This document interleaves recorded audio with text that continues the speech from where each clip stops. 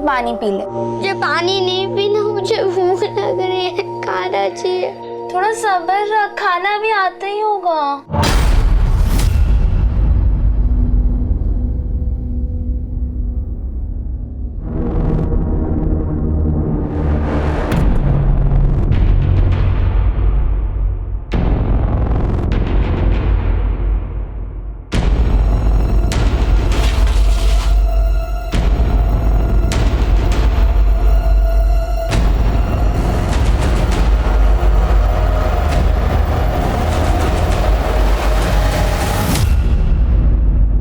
खाना मुफ्त में नहीं मिलता। अगर तेरे भाई को भूखा नहीं रखना है तो कल तैयार रहना, हमें यहाँ से जाना है।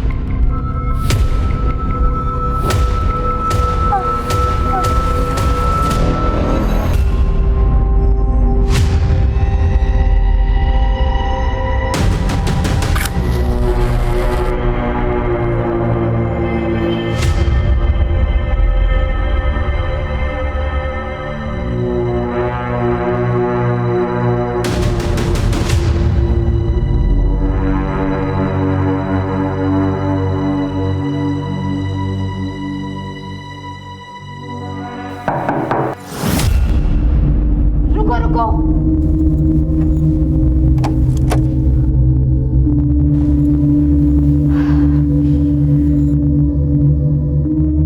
आओ प्रोफेसर।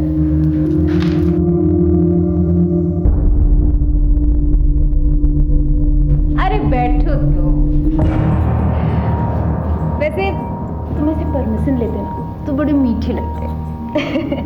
तुम यहाँ बैठो, मैं तुम्हारी पसंद की दारू लेकर आती हूँ, ठीक है?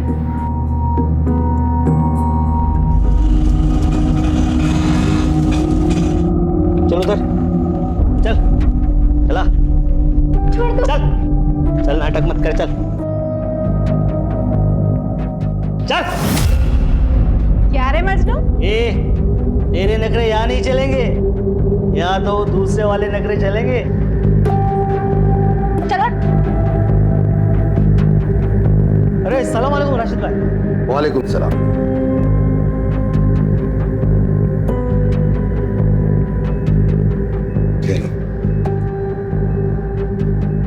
नूरे, इसे मैं तेरे हवाले कर रहा हूं। आज से ट्रेनिंग शुरू कर दो इसकी। राशिद मियाँ, वो मेरा आइटम आके बैठा है, पहले उसको निपटा लूं। और हाँ, इस बार ट्रेनिंग का मैं ज्यादा लूंगी। हाँ, मिल जाएगा। ये ले प्रोफेसर, मूड बना।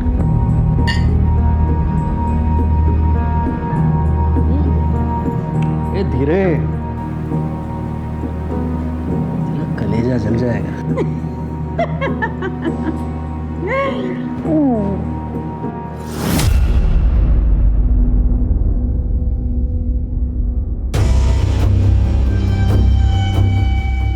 अरे राशिद। जी राघव जी। अरे कल का याद है ना भाई? बिल्कुल याद है यार, फिर वो लड़की कैसी है ये तो बताओ। एकदम मस्त। तो भाई फोटो वोटो भेजो, जरा सूरत तो दिखाओ। अभी तो सो रही है, कल तक फ्रेश हो जाएगी, कल आराम से देख लेना। ठीक।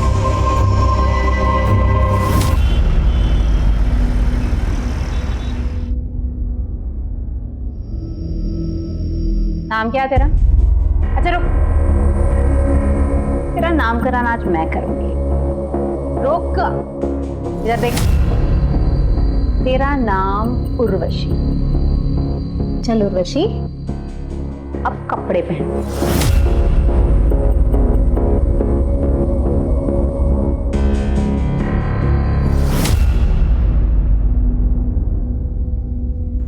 राशिद मियाँ,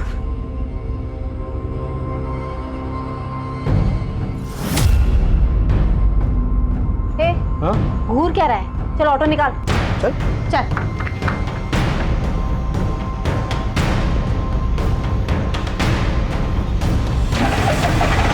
चल बैठ।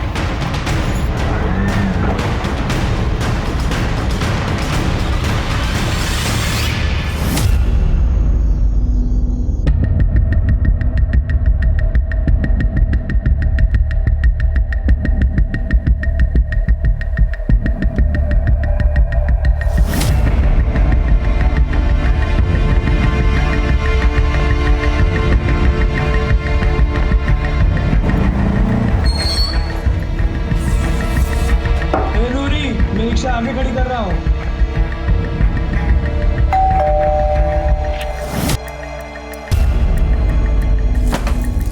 तुम्हारा इंतजार था। वाह, क्या शानदार घर है। ए, क्या देहाती बनी है? मुझे इससे शादी नहीं करनी है जो तू दुल्हन की तरह सजा के मेरे सामने लाई है। अरे लेकिन सेठ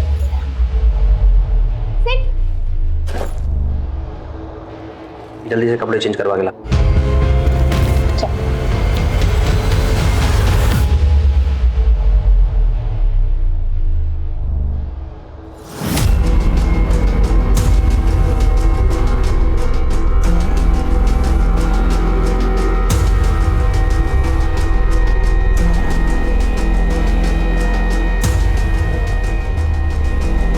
बड़ी मासूम बन रही है।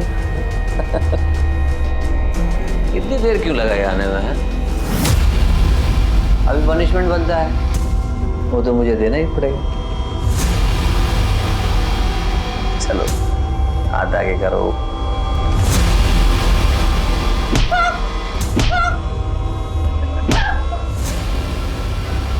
दर्द हो रहा है?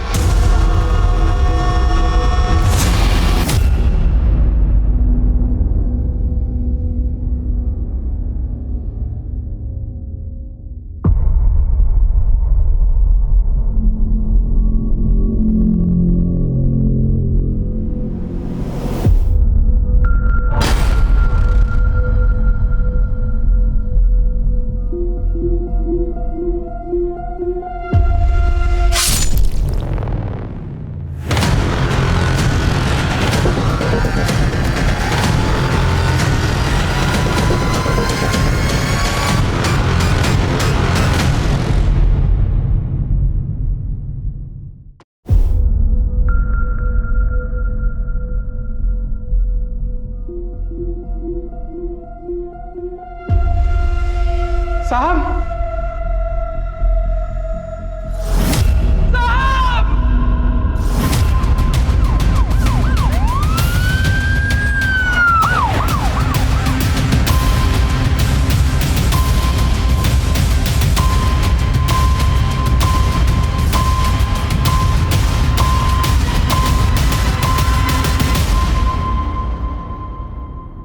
संतोष।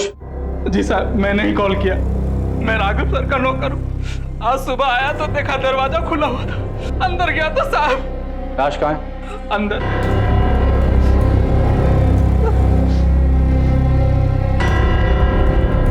परिवार के बाकी लोग कहाँ हैं? मैम साहब मायके गई है, मैंने उन्हें कॉल कर दिया, आते ही होंगे। तुम यहीं रुको। श्रीवास्तव, घर की तलाशी लो। महेंद्र, अंदर आओ।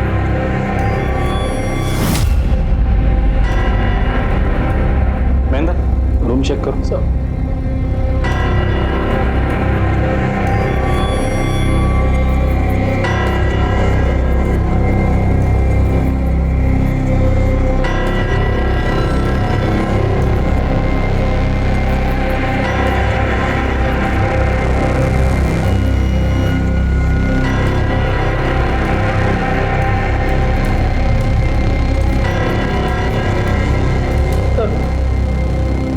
घर के सारे सीसीटीवी कैमरा इसी से ऑपरेट किए जा रहे हैं सर। फुटेज चेक करो।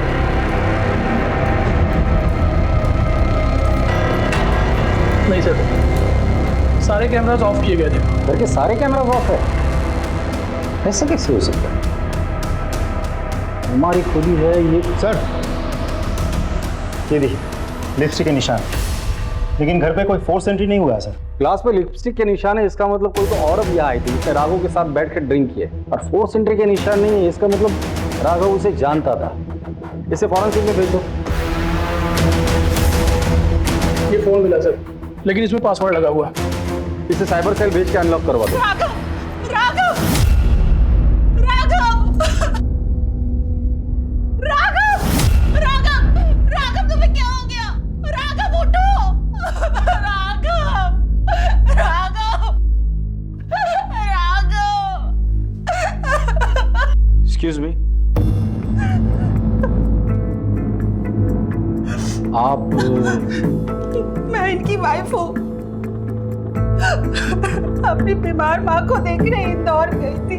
परेशान नहीं हो, मैं परसों ही आ जाऊंगी। देखो कल अगर मेरी बिजनेस मीटिंग नहीं होती ना तो मैं तुम्हारे साथ ही चलता। कोई बात नहीं, मैं चली जाऊंगी। अच्छा संभाल लो, लेट हो जाएगा। इनकी जरूरी मीटिंग थी इसलिए ये साथ नहीं आ सके। अगर ये साथ गए होते तो आज ये सब नहीं होता। राघव, राघव। संतोष, कल तुम कहाँ थे? जी मुझे साहब ने छुट्टी दी थी। उन्होंने कहा था कि मेम साहब मायके गई है और वो कल बिजी है। संतोष जी सर। देखो कल पूरा दिन और लेट नाइट तक मेरी कॉन्फ्रेंस है, बिजी रहूंगा, तो तुम्हारी कल छुट्टी। ऐसा करना तुम परसों आ जाना। कभी तनख्वाह कटी है तुम्हारी, कैसा लगता है? बुरा लगता है। मैडम को मत बताना, तो तुम्हारी तनख्वाह काट लेगी। जी सर, नहीं बताऊंगा। आजा रुको, ये लो बच्चों के लिए कुछ ले जाना। तो साहब मैं गांव चला गया अपनी बीवी बच्चों से मिलने। तुम जब चले गए थे तब साहब अकेले थे या घर पर और भी कोई था? जी साहब अकेले थे। श्रीवास्तव, इसके डिटेल ले लेना, और जब तक इंक्वायरी पूरी नहीं हो जाती तुम शहर छोड़ के कहीं नहीं जाओगे। सर, गेट के एकदम बाहर से टायर के निशान मिले। चलो। सर, ये देखिए सर। ये तो ऑटो रिक्शा के टायर के निशान है। हो सकता है कि अपराधी ऑटो से आया हो। घर में फोर्स एंट्री का निशान नहीं है, ग्लास पे लिपस्टिक के निशान है, और घर के सारे सीसीटीवी कैमरास ऑफ है। अजीब बात है। सर ये बात मुझे भी बहुत अजीब लगी। घर के नौकर संतोष ने बताया कि घर पे जो सीसीटीवी है वो सिर्फ राघव ही एक्सेस करता था। I mean switch off switch on करना, फुटेजेस निकालना, इवन जो कोडिंग्स होते थे वो सिर्फ राघव को ही पता था। महेंद्र एक काम करो, इस घर में जाके पता करो कोई सीसीटीवी कैमरा है क्या। अगर है तो उसका फुटेज चेक करो। सर,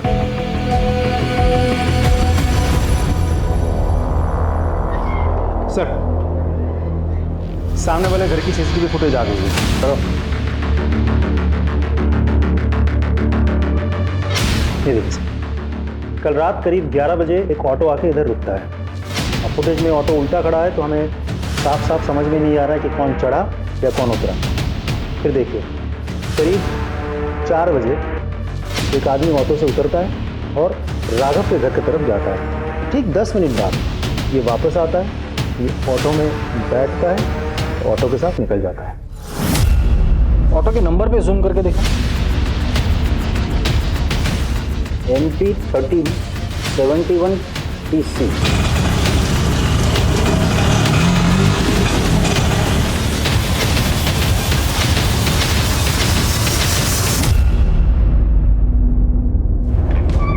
सर श्रीवास्तव, आरटीओ से उस ऑटो और ड्राइवर के बारे में कुछ पता चला? डिटेल्स आज आ जाएगी सर। वैसे प्राइम ऑफिस मुझे ये केस लूट और मर्डर का ही लगता है। मुझे नहीं लगता, क्योंकि घर में फोर्स एंट्री का कोई निशान नहीं।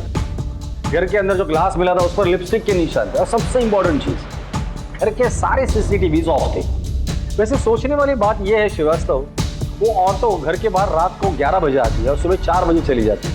इतनी देर वो ऑटो वहां क्या कर रही थी?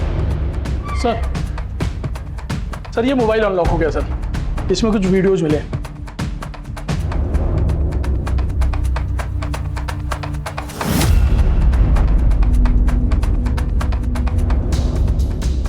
अब पता चला घर के सारे सीसीटीवी बंद क्यों थे।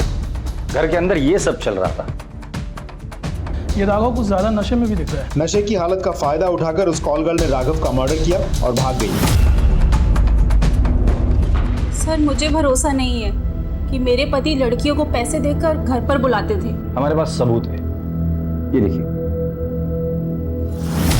सर मुझे तो अभी भी यकीन नहीं हो रहा, वो तो मुझसे कितना प्यार करते थे, फिर उन्होंने ये सब क्यों किया? समझ, कंट्रोल योरसेल्फ, शांत हो जाइए। आपके पति की किसी के साथ कोई दुश्मनी थी, पर्सनल या business rivalry? Sir personal life में तो उनकी कोई दुश्मनी नहीं थी, और बिजनेस का मुझे नहीं पता। वो अपने बिजनेस की कोई बात मुझसे शेयर नहीं करते थे, लेकिन हाँ अरोरा को जरूर पता होगा। ये अरोरा कौन? उनके पार्टनर। उनका नंबर है?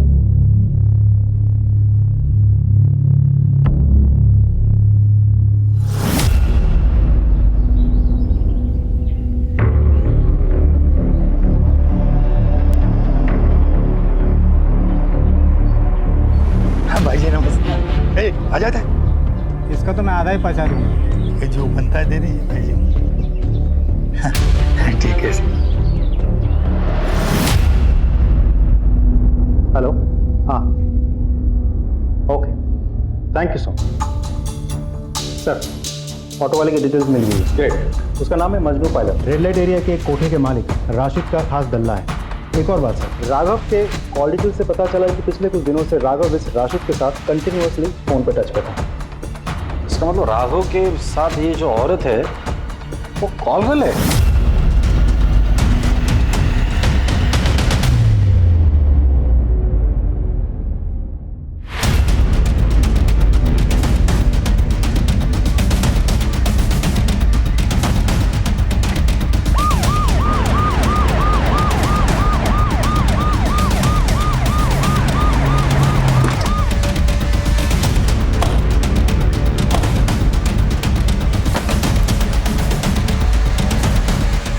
तलाशी लो पूरे ब्रोथल की।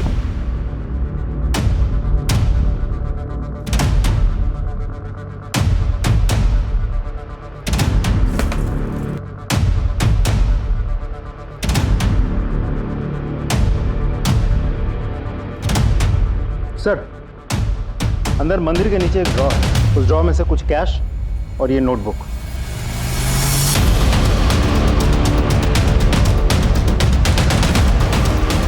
ये शायद हिसाब किताब होगा।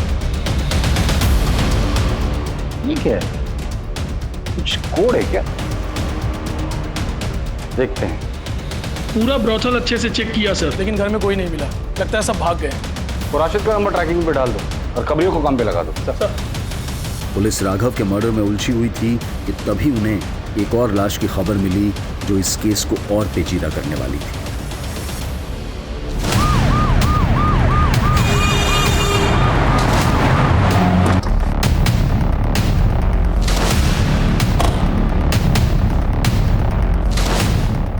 हाँ सर, मैं ही फोन किया था।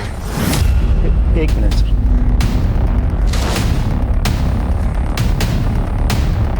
सर, ये तो मजनू पायलट का ऑटो है।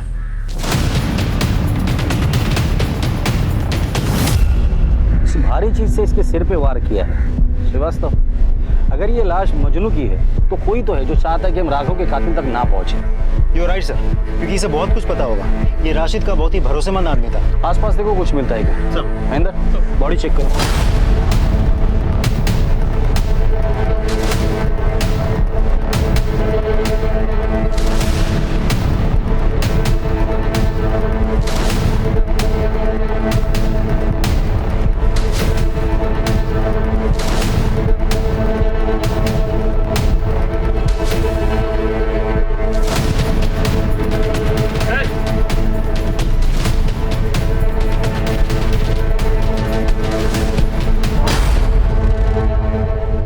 सर, ये पत्थर मिला। ये देखिए, खून लगा हुआ है। इसे फॉरेंसिक भेज दो। जी सर। सर, उसका वॉलेट गायब है सर। कहीं ऐसा तो नहीं किसी ने लूटपाट करने के लिए उसे मार दिया हो? ये लूटपाट का मामला नहीं लगता। महेंद्र, यहाँ तक पहुँचने का एक ही रास्ता है, हाईवे। यहाँ से लेके हाईवे तक जितने भी सीसीटीवी कैमराज हैं उनका फुटेज चेक करो, पता तो चले यहाँ अकेला आया था या किसके साथ आया। सर, राघव की पोस्टमार्टम रिपोर्ट आ गई सर। एक अजीब बात है सर, रिपोर्ट के अनुसार राघव को शराब के अलावा कोई नशीली दवा भी दी गई थी। इसमें अजीब बात क्या है? बहुत सारी कॉल गर्ल्स अपने कस्टमर को नशीली दवाई देती ताकि वो उन्हें परेशान ना करें। लेकिन सर, मर्डर वेपन पे हमें कोई फिंगरप्रिंट्स भी तो नहीं मिले। इतना प्यारा बच्चा तुम्हें पूरे गांव में नहीं मिलेगा। ये लो 10,000 रुपए। आज से ये बच्चा आपका, ले जाइए इसे। चल जा बेटा।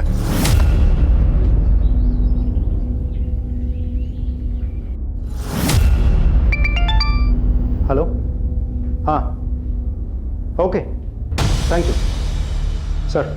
राशिद का पता मिल गया। अगर लेकर आओ उसे। चल।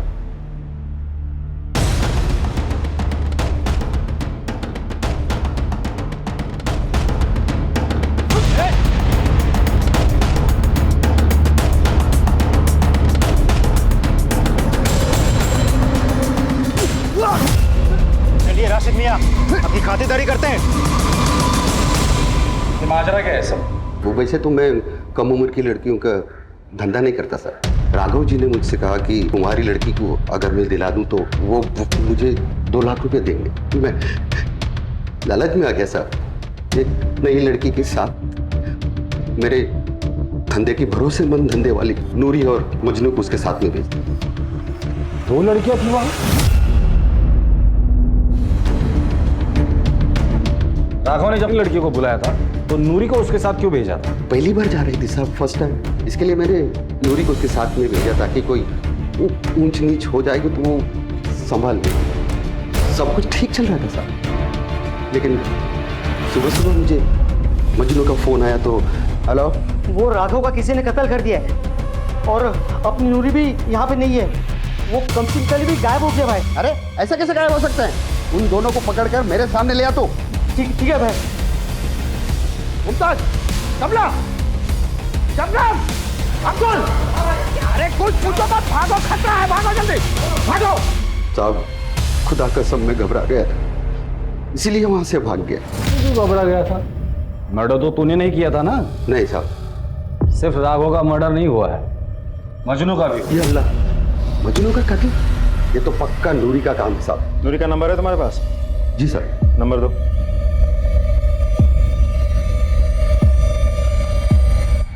एक्सक्यूज मी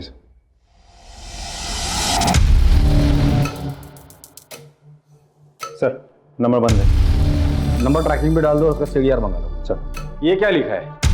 ये हिसाब किताब होगा सर, वही रखती थी। और ये तो पता नहीं सर। ये दोनों लड़कियां जा कहाँ सकती है? कहाँ जाएंगे सर, उनका कोई नहीं। उन दोनों की फोटो है तुम्हारे पास? जी सर।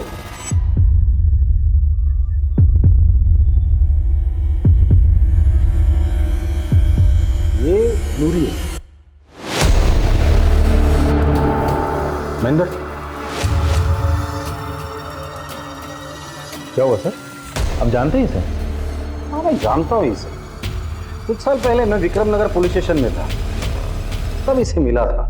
साहब मैं अपनी बेटी की शादी के लिए गहने और 50,000 रुपए लेके घर जा रहा था साहब, रास्ते में वो कहीं गिर गया। साहब मेरा नाम तृप्ति है। साहब मुझे रास्ते में एक बैग मिला, उसमें कुछ गहने और पैसे थे। मैंने सोचा थाने में जमा कर दूं, जिसके आप उसे लौटा दीजिएगा। इतनी भली औरत जिसे पैसों का और गहनों का लालच नहीं हुआ था, वो आदमी उसे इनाम के पैसे दे रहा था, वो भी उसने नहीं लिए। वो ऐसा काम करेगी? यकीन नहीं होता। पर सर हम विक्रमनगर पुलिस स्टेशन से इसके डिटेल्स तो मंगवा सकते हैं। करेक्ट।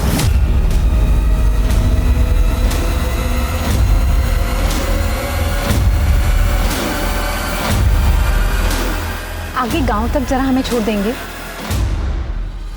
सर फॉरेंसिक रिपोर्ट के हिसाब से राघव के घर के लिपस्टिक वाले ग्लास पे हमें जो फिंगरप्रिंट्स मिले हैं, मजनू के ऑटो से भी हमें सेम फिंगरप्रिंट्स मिले हैं। अगर दोनों जगह के फिंगरप्रिंट मैच होते, इसका मतलब ये है कि ये दोनों लड़कियां ब्रोथल से निकलकर राघव के घर पर गई, उसके ड्रिंक पे नशे की दवा मिला दी, उसके बाद राघव का मर्डर किया, पैसे लिए और वहां से भाग गए। उस रात ये 2 लड़कियां राघव और मजनू से मिली थी और इन दोनों का मर्डर हो गया है। एक और बात सर, मजनू के मर्डर वेपन यानी कि उस पत्थर पर सेम फिंगरप्रिंट्स हैं जो कि हमें रिक्शा और उस ग्लास पर मिले थे।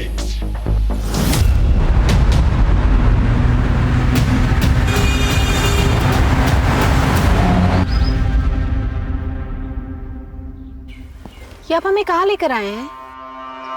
छोड़ो, मैंने कहा छोड़ो, बच्ची को सुनो मत बच्ची को।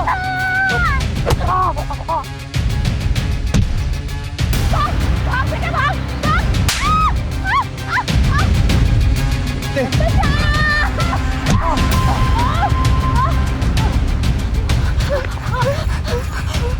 तू ठीक तो है ना?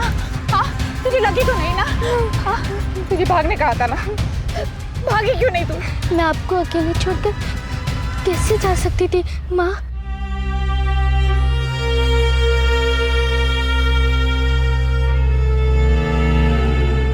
ये निशान कैसा है? वो तो बचपन से ही है।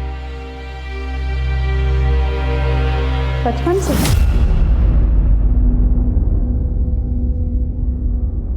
पिंकी,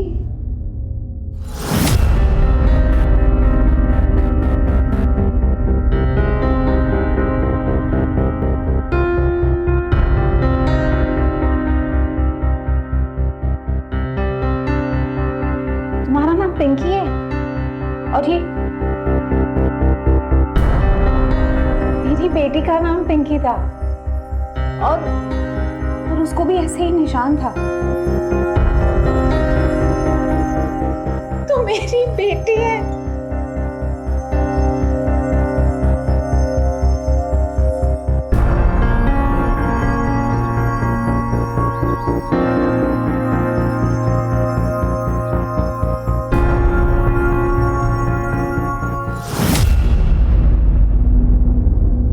पहेली सुलझाने निकली पुलिस का सफर अब एक नए मकाम पर आकर खड़ा हो गया था, जहां वो नूरी को एक नए नाम से जान रहे थे। वो तृप्ति जो उनकी नजर में पहले एक ईमानदार लड़की थी, लेकिन अब एक कत्ल और लूट की वारदात में सस्पेक्ट थी। क्या वो भी किसी मजबूरी का शिकार थी?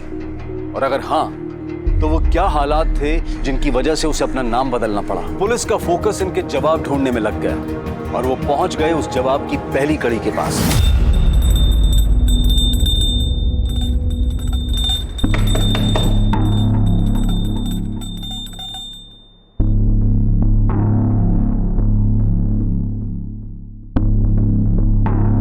जी कहिए। सूरज। हाँ जी। तृप्ति त्रिवेदी आपकी बीवी है? जी। बुलाइए उसे। जी वो तो मर गई।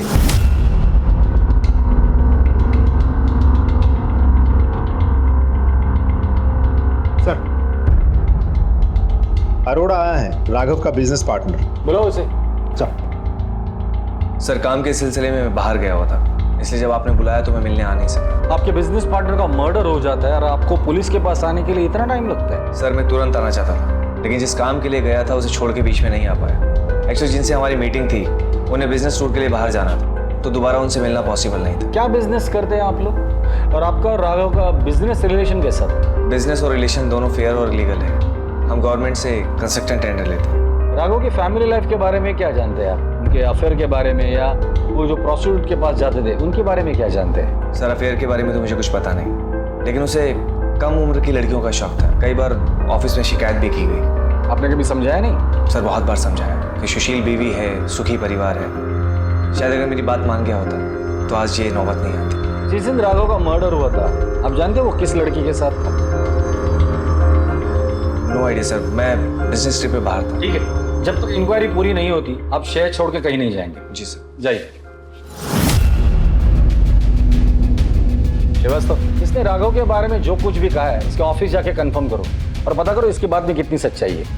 सर, तृप्ति त्रिवेदी के मरने की नहीं बल्कि उसके मिसिंग की रिपोर्ट दर्ज है। मतलब वो जिंदा है, मरी नहीं है? Yes sir. और नूरी बनकर रह रही है? ये क्या गणित है?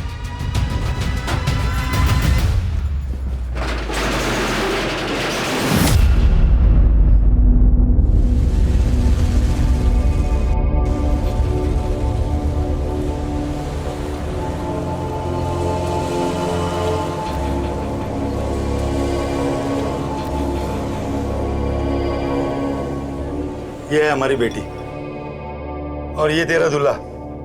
मुझे शादी नहीं करनी है, मुझे पढ़ाई करनी है। भाड़ में गई तेरी पढ़ाई।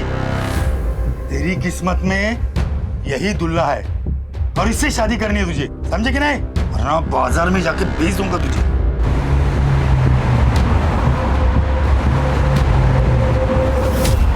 वो मिसिंग ही थी साहब। मैंने उसे 6 साल तक ढूंढा, फिर उसकी कोई खबर नहीं आई तो मैंने उसे मरा हुआ मान लिया। उसे ढूंढने की कोशिश नहीं की? ढूंढा ना साहब, पागलों की तरह ढूंढा मैंने। फिर मुझे किसी ने बताया कि उसने तृप्ति को सावेर में किसी आदमी के साथ देखा था। मेरा दिल नहीं माना साहब, मैं गया, मैंने भी उसे किसी और की बाहों में देखा तो मुझसे रहा नहीं गया साहब। तो मैं उल्टे पांव लौट आया वहां से। वो आदमी कौन था? जमील। जमील सावेर में रहता कहाँ है? हाँ साहब, जमील यहीं रहता था, बहुत अच्छा आदमी था। ये फोटो देखो, ये औरत इसके साथ रहती थी। हाँ साहब, ये तो जमील की बीवी है, दोनों साथ में रहते थे, बहुत खुश थे। लेकिन पता नहीं साहब किसकी नज़र लग गई, जमील को कैंसर हो गया। यूँ समझो कि उसके बाद सब बर्बाद हो गया और उसके इलाज के लिए उसकी बीवी ने यहाँ तक कि उसने कपड़े और बर्तन तक मांजे, लेकिन साहब उसको बचा नहीं पाई। ठीक है, जाइए।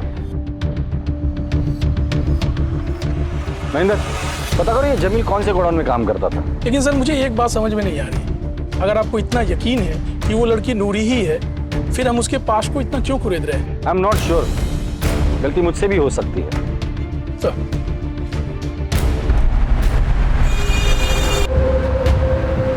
अब तू विधवा हो गई, यानी मैं तेरी शादी किसी रईस रंगीन बुड्ढे से कर सकता हूँ। तू भी ऐश करेंगे वहां पे, हाँ? और तेरे बच्चे मैं पालूंगा ना, तू बस खर्चे भेजा कर, बाकी सब मैं संभालूंगा। नहीं नहीं, मैं बच्चे नहीं छोड़ूंगी। क्या तेरा बाप भी छोड़ेगा? अब कोई बहस नहीं, तुझे शादी करनी होगी। और एक बात याद रखना, उसे ये पता नहीं चलना चाहिए कि तेरी शादी हो चुकी है और तेरे 2-2 बच्चे हैं, समझे कि नहीं? सुनो मेरी बात, मैं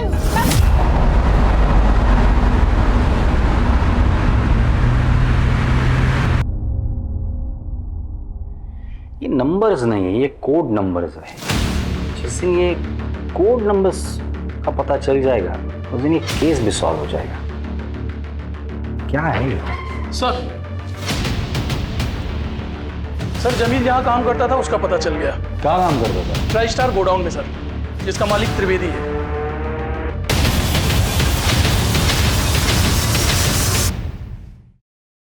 मैंने आपसे झूठ बोला था, लेकिन साहब हकीकत यह है कि उसका मेरे अकाउंटेंट के साथ अफेयर था साहब। मैंने उन दोनों को रंगे हाथों पकड़ा था। तो तुमने क्या किया? मैं क्या करता साहब, निकाल दिया उसको घर से ताकि उसका पापी साहब मेरे बेटे पे ना पड़े साहब। फिर क्या साहब, भाग गई वो जमील के साथ। फिर मैंने पैसे खिला के उसकी मिसिंग रिपोर्ट लिखाई पुलिस में, ताकि मेरे पड़ोसी, समाज वाले या मेरा बेटा बड़ा हो जाए तो मुझे उनको कोई जवाब ना देना पड़े। दोबारा मुलाकात नहीं हुई इससे? हुई थी साहब, एक बार आई थी वो जब जमील बीमार था। तू यहाँ क्यों आई? मुझे कुछ पैसों की जरूरत थी। जमील की तबीयत बहुत खराब है, उसका इलाज कराना है।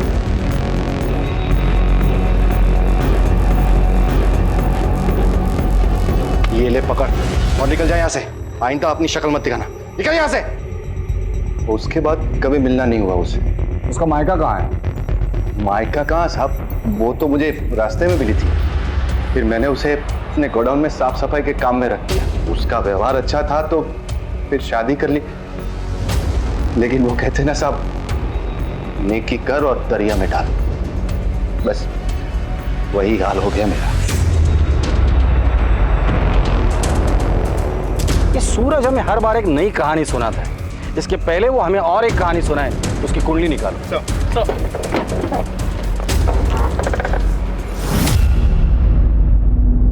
ये वीडियो ध्यान से देखो।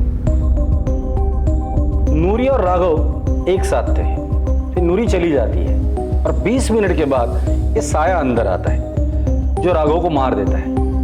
नूरी का जाना और राघव का मरना, इसके बीच 20 मिनट का फासला है।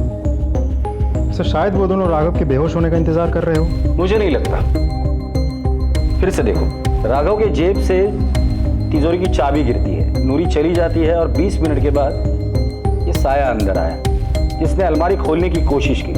इसके आवाज से राघव उठा। ये साया ने राघव पर हमला किया, उसे मारा, कपड़ों की तलाशी ली, चाबी निकाली और अलमारी खोली, पैसे लिए और भाग गया।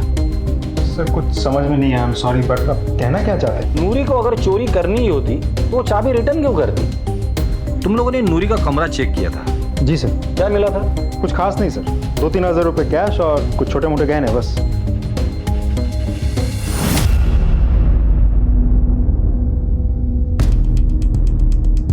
ये नूरी कितना कमाती थी? सर दिन के 2-3 हज़ार। तो पैसे कहाँ गए? बैंक में? नहीं साहब, उसका कोई बैंक अकाउंट नहीं था और मैंने पूछा भी नहीं। ये नूरी पहली बार किसी लड़की को लेकर किसी अमीर के पास गई थी क्या? नहीं साहब, पिछले 4 सालों में वो कई लड़कियों के साथ जा चुकी है, लेकिन कोई लूटपाट नहीं, कोई हत्या नहीं हुई सर।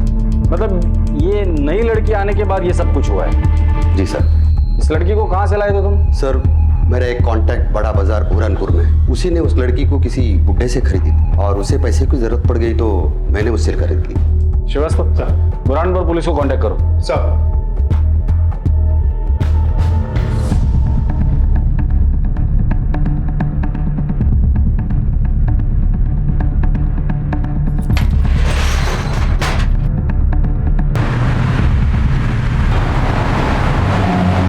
नहीं सर। जी सर, मैं आपको अपडेट करता हूँ। जी सर, ओके। बोलो सर, ये अरोड़ा मुझे क्लीन लगता है क्योंकि पिछले कुछ दिनों में किसी के साथ उसकी बातचीत नहीं हुई थी और मर्डर वाली रात भी वो भोपाल में था, सरकारी अफसरों के साथ मीटिंग में बिजी था। CDR से कोई क्लू मिला? नहीं सर, फैमिली और फ्रेंड्स की कॉल्स आए थे। लेकिन सर एक बात तो है, दिन हो या रात, अरोड़ा ने कभी भी किसी का कॉल नहीं उठाया। हमेशा उसने मैसेज किया कि मैं बिजी हूँ, बाद में कॉल बैक करता हूँ। अब सर ऐसा भी हो सकता है कि उसने कॉल नहीं उठाए तो ये सब ऑटोमेटिक मैसेजेस हैं जो कॉलर्स को पहुँच गए। श्रीवास्तव, 3 बार फोन नहीं उठाता है आदमी समझ सकता हूँ, लेकिन रात में भी ऐसा कहाँ इतना बिजी था वो? सर ऐसा भी तो हो सकता है कि वो बिजनेस पार्टी कर रहा हूँ, आई मीन क्लाइंट्स को एंटरटेन कर रहा हूँ। वैसे उसकी लोकेशन क्या दिखा रही है? सर भोपाल में कोई फिजा गेस्ट हाउस की, वहाँ का CCTV फुटेज निकाल। सर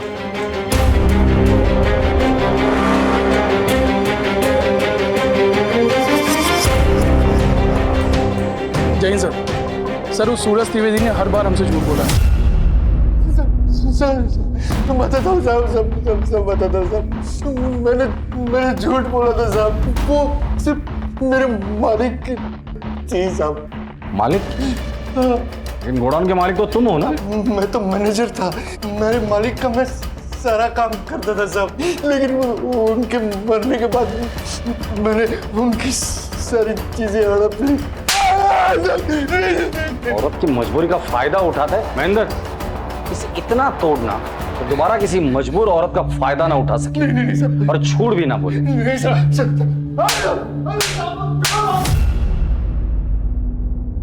कोई फिजा गेस्ट हाउस की CCTV footage.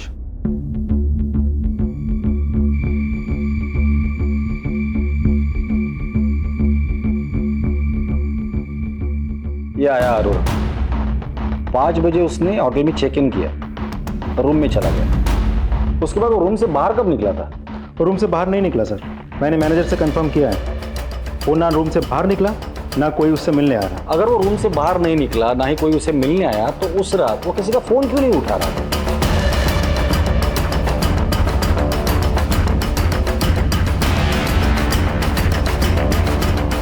Jain, Freeganj police station के PI ठाकुर बोल रहा था, आपसे एक फेवर चाहिए था।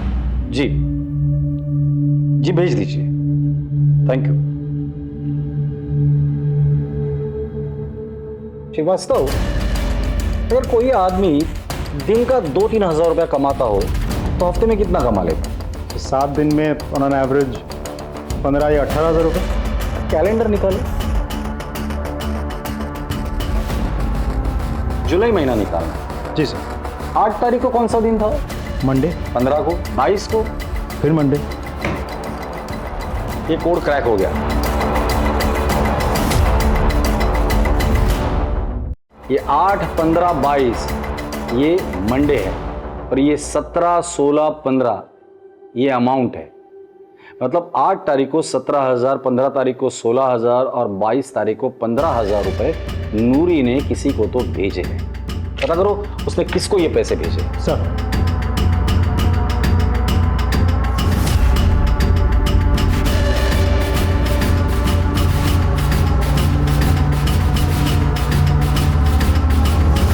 प्रॉमिस। अरे नहीं, प्रॉमिस, जल्दी आ जाऊंगा, बोला ना मैंने। अच्छा, आप मम्मा को बिल्कुल परेशान नहीं करना। अच्छा बेटा, अभी पापा बहुत बिजी है, बाद में फोन करूं? Please please please please. Okay, bye.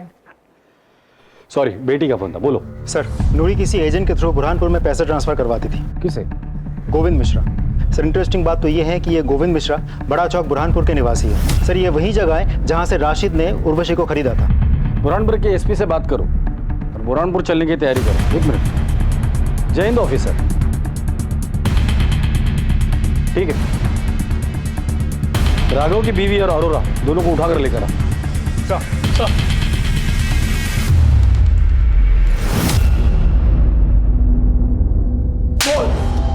Sir मारी मत बताता। अब आ गया ना लाइन पर। हमने देखा था तुझे गेस्ट हाउस के पीछे के दरवाजे से निकलते हुए।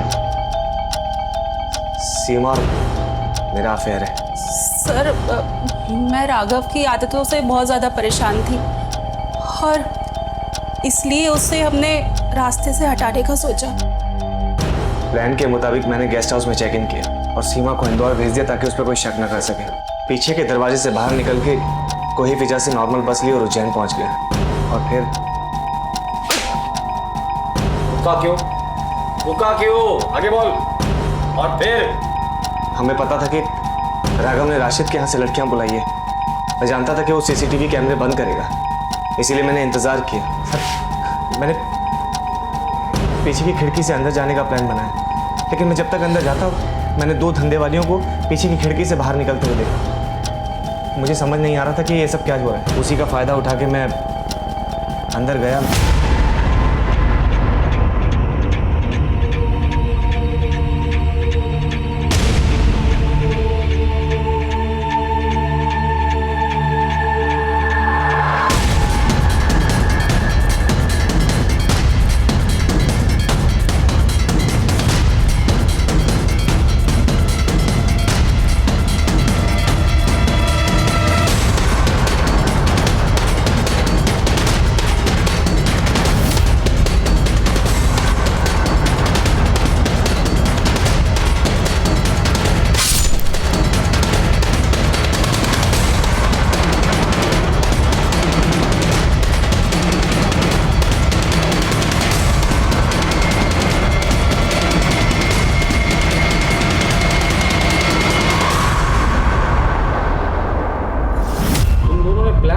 अच्छा बनाया था। क्या सोचा था किसी को समझ में नहीं आएगा?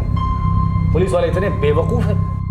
तुम्हारा राघव अगर उसकी आदतों से परेशान थी तो उसे समझा देती, अगर नहीं समझता तो डिवोर्स दे देती। इस कातिल का साथ देने की क्या जरूरत थी? एनीवेज, अभी तक आपने साथ जो दिया है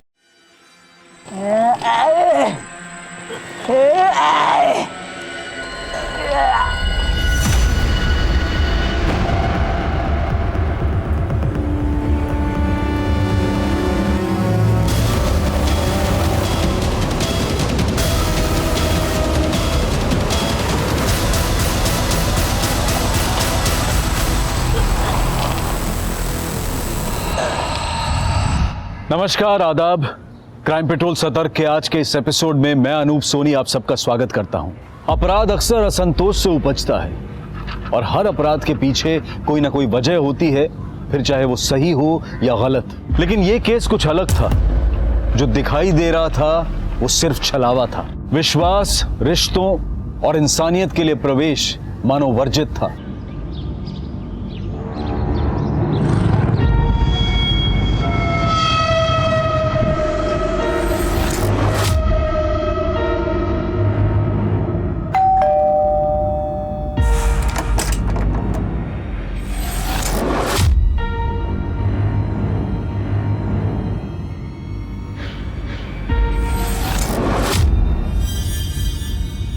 पापा, रुको।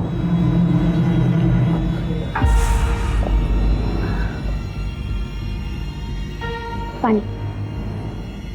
क्या बात है? आज बिना बोले सारे काम हो रहे हैं। कुछ चाहिए क्या तुम दोनों को? वो प्रियंका को कॉलेज टूर के लिए जाना था। इसके सारे फ्रेंड्स भी। तो जय, ये काम तुम भी कर सकती हो, मेरा सिर क्यों खा रही हो? वो नेट बैंकिंग का पासवर्ड मैं भूल गई तो अकाउंट ब्लॉक हो गया है। लो, दे दो। तुम भी ना।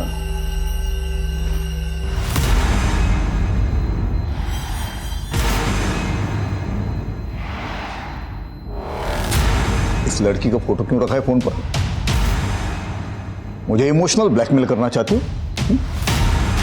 ये लड़की मेरे लिए मर चुकी है। ऐसे मत बोलिए। आज जन्मदिन है रश्मि का। जन्मदिन उनका होता है जो जिंदा होते हैं। मरे हुए लोगों की बरसी मनाई जाती है। काश 25 साल पहले अपने हाथों से उसका गला दबा के उसे मार दिया होता, तो आज कम से कम उसकी वजह से समाज में बेइज्जत तो ना होना पड़ता।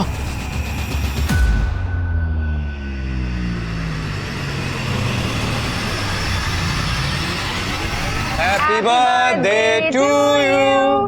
Happy birthday Rashmi. Happy birthday. Happy birthday. Oh my God, Ronak! This is so beautiful. Thank you so much. Thanks to you. तूने मेरा सोशल मीडिया अकाउंट हैंडल किया और मुझे ये वेब सीरीज मिली। किसी पोस्ट को कैसे वायरल करते हैं ये बंदी जानती है। Guys, see. किसी भी पोस्ट को वायरल या ट्रेंडिंग करने का एक सिंपल फंडा है। बदनाम हुए तो क्या हुआ? नाम तो हुआ ना। पॉइंट है boss.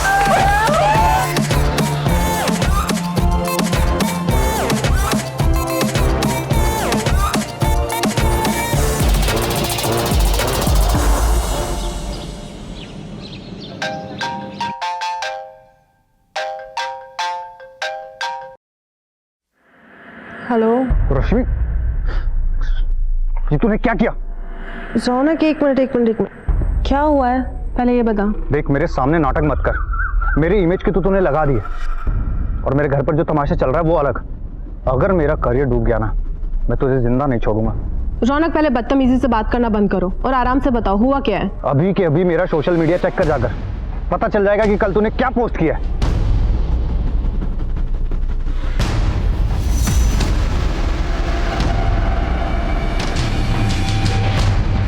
What's wrong with you, रश्मि? ये क्या कर दिया है तूने?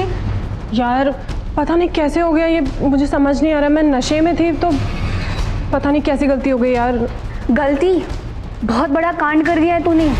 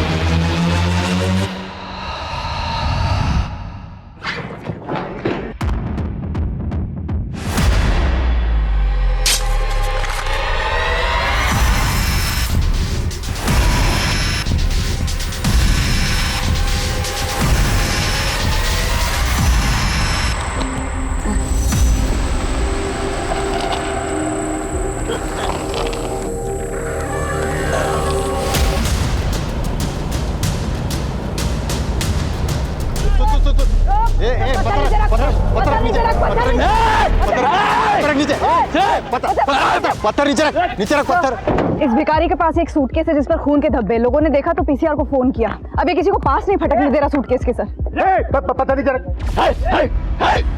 पत्थर नीचे रख, पत्थर नीचे रख। गुप्ता, राम,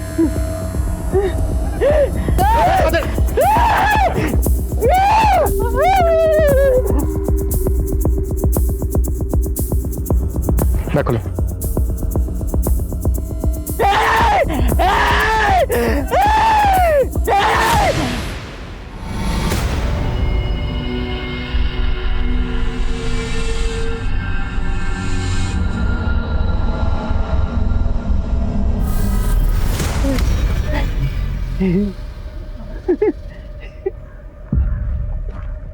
तूने क्या है ना ये सब? तूने मारा ना इस लड़की को? तूने मारा? एक सेकेंड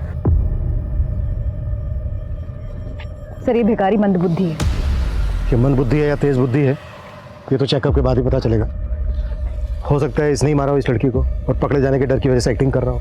नहीं सर, आसपास लोगों से पूछताछ की थी, वो कई सालों से इसे ऐसे ही देख रहे हैं, यूं ही घूमता रहता है। तो हो सकता है ये सूटकेस इसको कहीं से मिला हो, या फिर ये भी हो सकता है कि किसी ने सूटकेस फेंका और इसने उसको देखा हो। इससे हमें कातिल का हुलिया पता चल सकता है। सर इधर देखिए।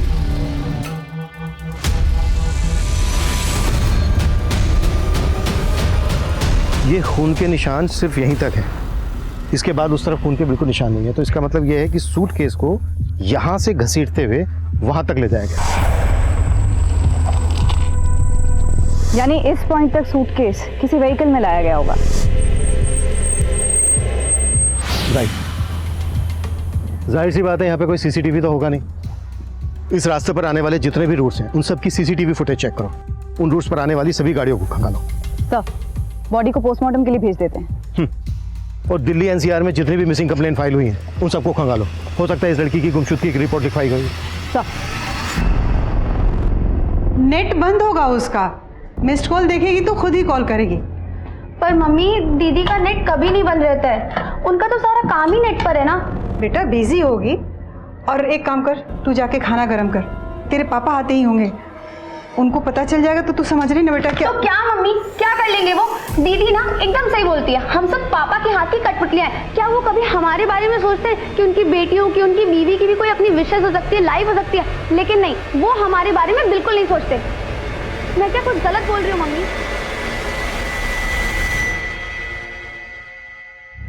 सर, विक्टिम के हाथ पे ये टैटू फ्रेंच लैंग्वेज में है। इसका मतलब है my life my rules. My life my rules. बताइए, लड़की रेबल टाइप की होगी। वाओ दी, कूल है ना? इसका मतलब है मेरी जिंदगी मेरे नियम, मेरी जिंदगी अपने हिसाब से चलाऊंगी, जैसे कि मैं हूं। तू जानती क्या है ये? क्या कर दिया? मुंह पर तो काली पोत चुकी हो तुम पहले ही, ये हाथ का भी सत्यानाश कर दिया। इसी तरह से ना यहाँ माथे पर लिख दिया हमारे कि नालायक बेटी का मजबूर बाप। पापा ऐसा भी क्या कर? अरे ये क्या कम कर दिया क्या तुमने? हाँ, मिटा दे, मिटा दे। वो नहीं निकलेगा। अरे कैसे नहीं निकलता है, देखते हम। पापा, दीदी को दर्द होगा। आजा। पापा नहीं, पापा प्लीज दीदी को दर्द हो रहा है, पापा प्लीज। पापा नहीं निकलेगा वो, प्लीज छोड़ दीजिए। याद रखना, ये मेरा घर है, यहाँ सिर्फ मेरे नियम चलेंगे, यहाँ तेरा कुछ नहीं चलेगा।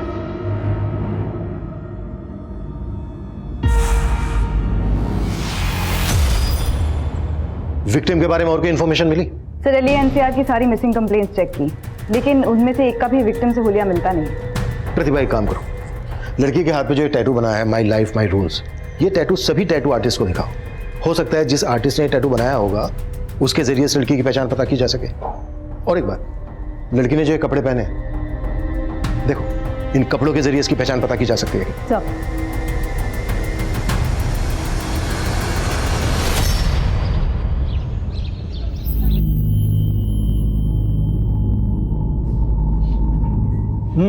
सब्जी देना। अरे देना।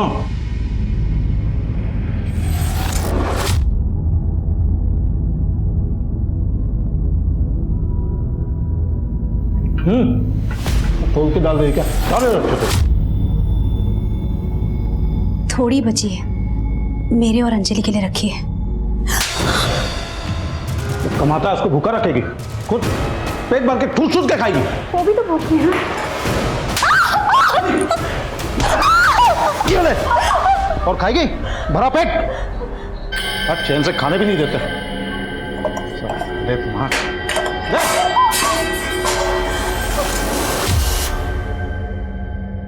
पोस्टमार्टम रिपोर्ट में लड़की की उम्र लगभग 25 साल है।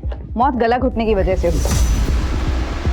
तो लाश सुबह 10 बजे मिली, लेकिन मौत 7-8 घंटे पहले ही हो चुकी थी। लाश 10 बजे मिली और उससे 7-8 घंटे पहले मर्डर हो चुका था, मतलब रात के कोई 2 से 3 के बीच में मर्डर हुआ होगा। जी सर।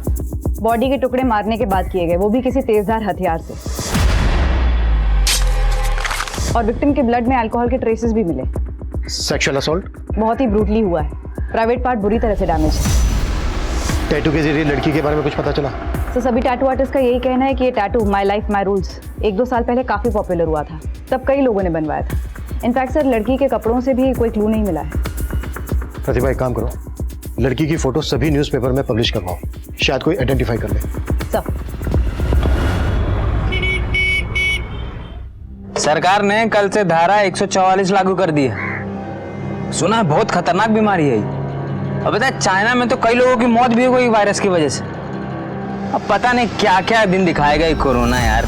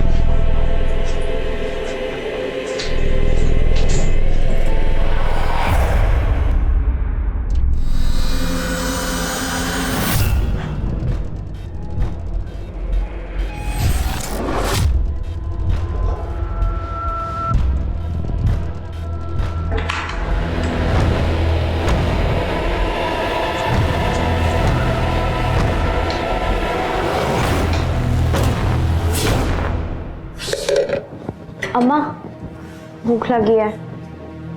जा बैठ, मैं ला रही हूँ।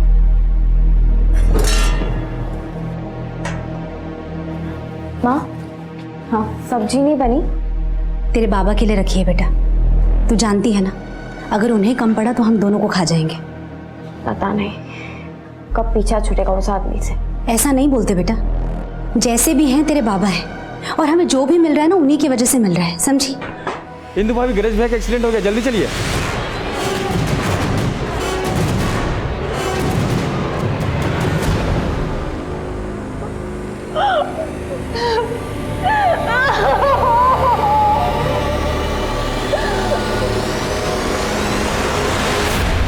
सब भिखारी की रिपोर्ट आ गई है।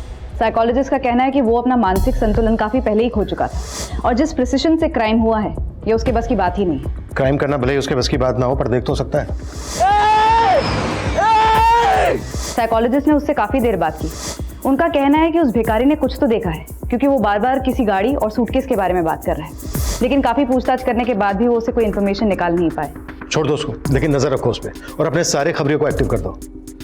जब तक इस लड़की की हमें पहचान नहीं पता चल जाती, तब तक ये केस आगे नहीं बढ़ पाएगा। गंगा जमुना बहाना बंद कर, समझी? एकदम आवाज नहीं आनी चाहिए, आवाज नहीं आनी चाहिए, समझ में?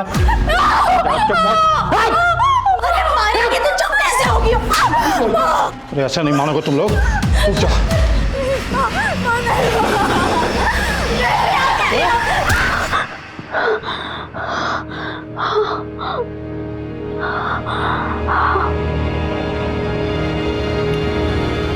आंटी, आंटी, क्या हुआ मधु?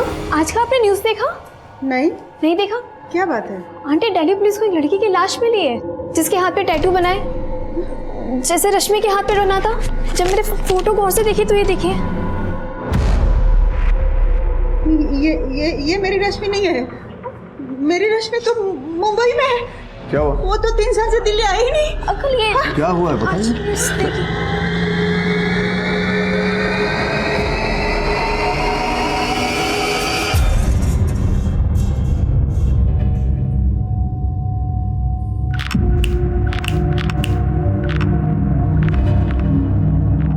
बेटा डरो मत, वो लड़के तुम्हें नहीं छेड़ेंगे अब। अच्छा बताओ, भूख लगी है? एक चाय और एक बिस्किट देना बच्ची को।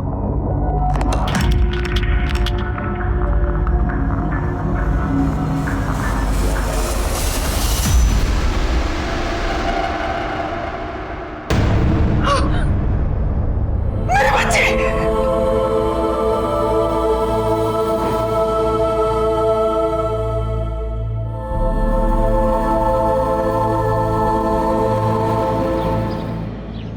रश्मि तो मुंबई में रहती थी। जब हमने अखबार में खबर पड़ी। माधव जी, आप हमें रश्मि का मोबाइल नंबर दे दीजिए। मोबाइल? सर, वो रश्मि दीदी का फोन चोरी हो गया था, तब से उन्होंने नया नंबर नहीं लिया। ठीक है, आप हमें रश्मि का पुराना मोबाइल नंबर और मुंबई का एड्रेस दे दीजिए। आप लोगों की आखिरी बार कब बात हुई थी रश्मि के साथ? 6 दिन पहले बात हुई थी इंटरनेट पर। मुंबई में ही हो प्रियंका, और कहाँ जाऊंगी? रश्मि दीदी, 3 साल हो गए, अब तो घर आ जाओ। देख, मैं उस जेल में वापस नहीं आ सकती, वरना जेलर साहब और पापा मेरी जान ले लेंगे। हम इंटरनेट के थ्रू ही बात किया करते थे। रश्मि कौन सी कंपनी में काम करती थी? कंपनी का तो नहीं पता, लेकिन किसी टैलेंट मैनेजमेंट कंपनी के साथ वो काम करती थी। रश्मि अगर मुंबई में रहती थी तो उसकी लाश यहाँ दिल्ली कैसे पहुंची होगी? मुंबई पुलिस से कांटेक्ट करो और रश्मि की सारी इंफॉर्मेशन निकालो। एक तरफ रश्मि के कातिल की तलाश पुलिस को मुंबई ले गई थी, तो दूसरी तरफ दिल्ली से सटे गाजियाबाद में भी एक बहुत ही बड़ी घटना घटी। सर, ये कुमार जायसवाल का घर है। सर, बड़े ही दबंग आदमी थे, अपने वार्ड के पार्षद भी रह चुके हैं। सर, इनकी लाश।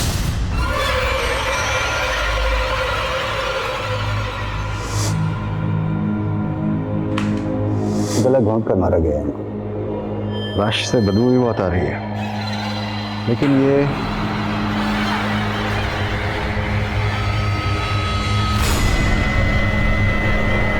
लगता है इस रस्सी का इस्तेमाल गला घोंटने के लिए किया गया है। कांस्टेबल, इसको फॉरेंसिक जांच के लिए भेजो।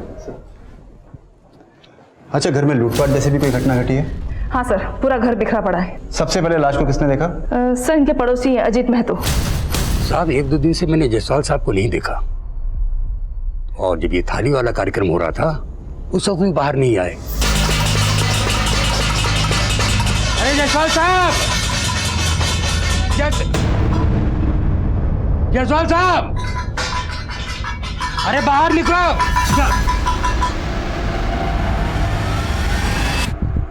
और कौन कौन है इनके परिवार में? जायसवाल जी का बड़ा बेटा जो है वो तो यूएसए में रहता है, और बेटी महिमा जो है वो मुंबई में। यहाँ पर इनके साथ इनका नाती आरव रहता है बस। और आरव अब कहाँ है? आरव को तो मैंने कई दिनों से नहीं देखा। लास्ट टाइम जब मैं उसको देखा था तो अपने ही घर में चोरी करता है। अपने ही घर में चोरी करता है। जी, क्यों मार रहे हैं आरव? अरे नशेड़ी हो गया एक नंबर का, अपने ही घर में चोरी करता है। साहब, आरव को तो नशे की लत पड़ गई थी, और इसके लिए उसने घर में कई बार चोरी भी किया है। मुझे तो ऐसा लगता है साहब के पैसे के लिए ही उसने। सब पूरा घर छान लिया, सारी कीमती चीजें चोरी हो चुकी है। सर, जायसवाल साहब के पास एक गन थी, वो मिली होगी आप लोगों को। उनके पास गन? जी सर, पूरा घर देख लिया, कोई गन नहीं मिली। सर, रश्मि की बहन प्रियंका ने हमें जो उसका मुंबई का एड्रेस दिया था वो फेक है सर। रश्मि की फैमिली कहती है कि रश्मि मुंबई में रहती थी, वो दिल्ली कभी वापस लौटी नहीं। अब या तो रश्मि ने अपनी फैमिली से झूठ बोला था, या फिर रश्मि की फैमिली हमसे झूठ बोल रही है।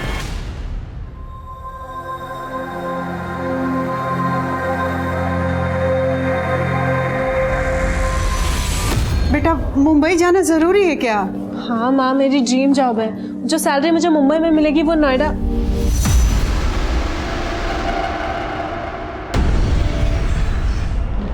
ये सब्जी लाइए, ये रख दो। अगर मेरी मर्जी के खिलाफ इस दहलीज के बाहर किसी ने कदम भी रखा तो दोबारा वापस नहीं आ पाएगा। ठीक है पापा, नहीं आऊंगी वापस, आई प्रॉमिस। तो जाओ और वापस मत आना, और आ गई ना गलती से तो गलत आवा के यहीं पे खत्म कर दूंगा तुम्हें, तो काट काट के फेंक दूंगा तुमको।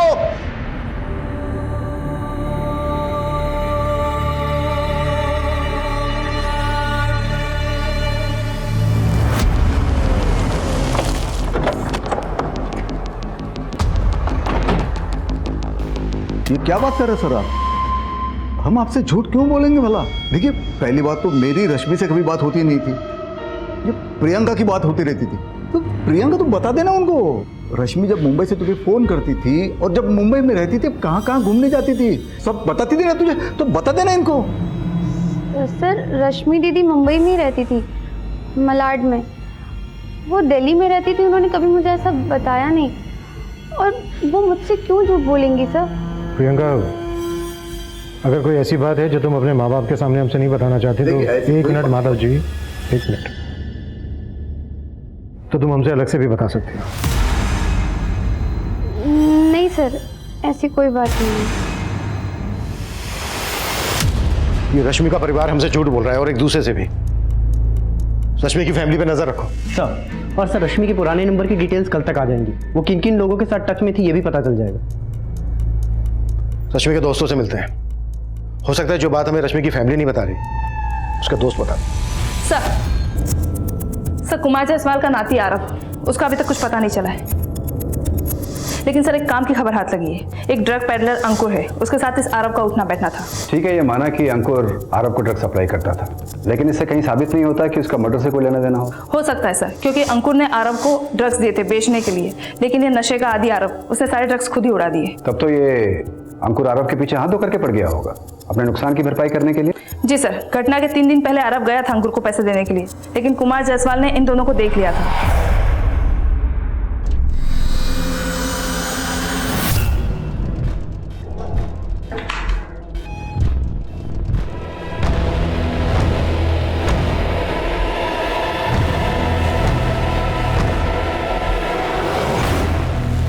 नाना जी, वो मैं ये जहर खरीदने के लिए तूने घर से पैसे चुराए? हाँ, यही से कहा तुझे। तू कहाँ जा रहा है? पैसे दे मेरे, वरना गोली मार दूंगा। पैसे दे, पैसे दे। बस रोक रोक। अपने खबरियों से कहो ऐसे अंकुर की कुंडली खंगा ले। सर रश्मि के फादर माधव अंकल बहुत कंजर्वेटिव और गुस्सैल आदमी है। ऊपर से वो रश्मि से तो बहुत ज़्यादा ही चिढ़ते थे। एक बार तो अच्छा सुनना, वो फाइल प्लीज आज मुझे कंप्लीट करके दे दे। हाँ, और मेरी फाइल रहेगी, वो भी ईमेल मैं करना था लेट हो रहा मुझे। हूँ, मुझे निकलना है। अच्छा, और कल तुम्हें कब तक करना है बता देना मेरे को, ठीक है? चलो ओके। हाँ ठीक है पापा। वो बीच रास्ते में और लड़कों के साथ लिपटने चिपकने के लिए तुमको आदत दी चाहिए थी। पापा ये दोस्त है मेरे। दोस्ती का मतलब बताया मैं। चल घर चल, चल घर चल, बताते हैं तुमको। और फिर घर ले जाने के बाद भी उसकी बहुत पिटाई की। उसके बाद से तो रश्मि ने शहर भी छोड़ दिया। फिर मेरा भी कोई कांटेक्ट नहीं रहा उससे। क्या रश्मि वाकई किसी के साथ रिलेशनशिप में थी? I am not very sure sir, लेकिन ऑफिस से कई बार वो हाफ डे लेकर निकल जाया करती थी, तो मुझे भी ऐसा लगा कि शायद she is seeing someone, but उसने मुझे ऐसा कभी बताया नहीं। क्या रश्मि के फादर माधव का रश्मि की हत्या में हाथ हो सकता है? I am not sure sir, पर मैं रश्मि को उसके कॉलेज के टाइम से जानती हूँ। कॉलेज में वो किसी भी लड़के से बात नहीं करती थी, अपने पापा के डर की वजह से। उसके पापा ने अपनी दोनों बेटियों को धमका के रखा था कि किसी भी लड़के से बात की तो वो जान से मार देंगे। ये क्या बोल रहे सर आप? अगर मुझे रश्मि को मारना ही होता तो 3 साल पहले ही मारता मैं, जब मेरी मर्जी के खिलाफ उसने हमारे घर के दहलीज के बाहर कदम रखा था मुंबई जाने के लिए। देखिए सर, मैं बाप हूं उसका, और एक बाप का कर्तव्य होता है बच्चों को डिसिप्लिन सिखाना, जो कि मैंने मेरा कर्तव्य किया है।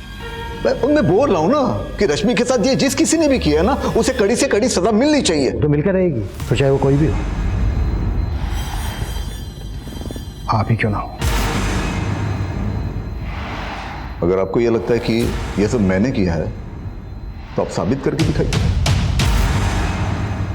अब मैं चलूं?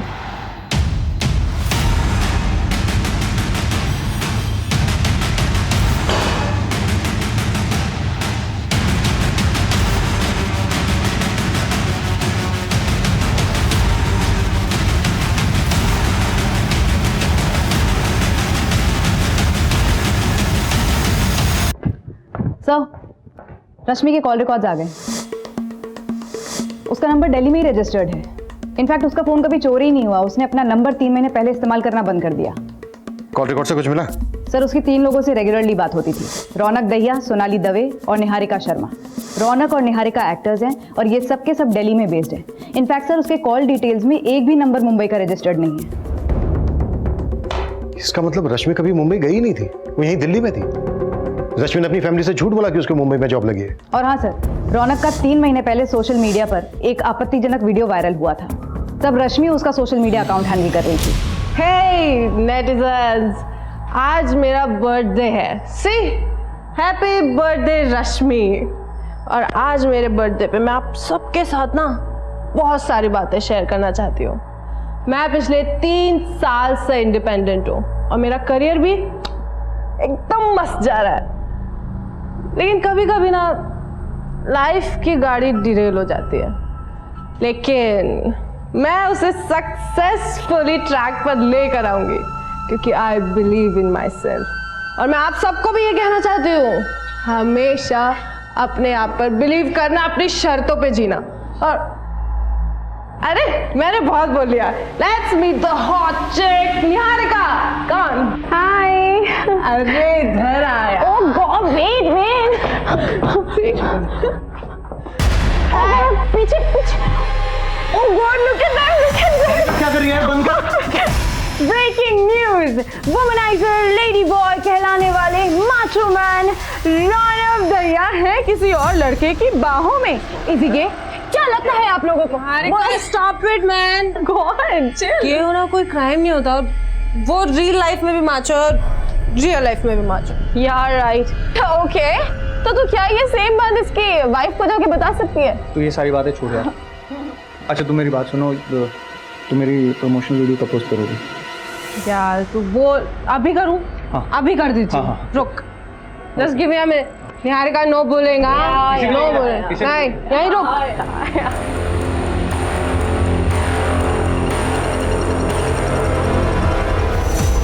अगर मेरा करियर डूब गया ना, मैं तुझे जिंदा नहीं छोड़ूंगा। रौनक, पहले बदतमीजी से बात करना बंद करो और आराम से बताओ हुआ क्या है। अभी के अभी मेरा सोशल मीडिया चेक कर जाकर, पता चल जाएगा कि कल तूने क्या पोस्ट किया।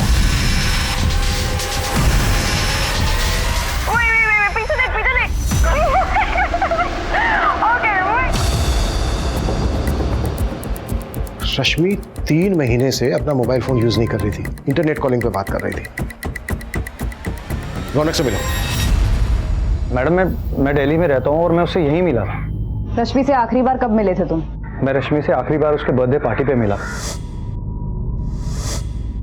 उस रात को मैं कैसे भूल सकता हूँ? उस रात की एक वीडियो ने मेरा पूरा करियर बर्बाद कर दिया। मेरी वाइफ मुझे छोड़कर चली गई। मुझे तो लगता है कि उसे उसके किए की सजा मिल गई। बहुत बड़ा ब्लंडर कर दिया था रश्मि ने सर, इसलिए उसे कुछ दिनों के लिए अंडरग्राउंड होने को बोला था मैंने। और तकरीबन 3 महीने पहले उसने अपना फ़ोन इस्तेमाल करना छोड़ दिया था और अपना नंबर फिर उसने दोबारा कभी यूज़ नहीं किया। रश्मि यहाँ दिल्ली में कहाँ रहती थी? यही साउथ दिल्ली में रहती थी। रश्मि यहाँ जो साउथ दिल्ली में रहती थी वो एड्रेस देंगे आप हमें? या श्योर।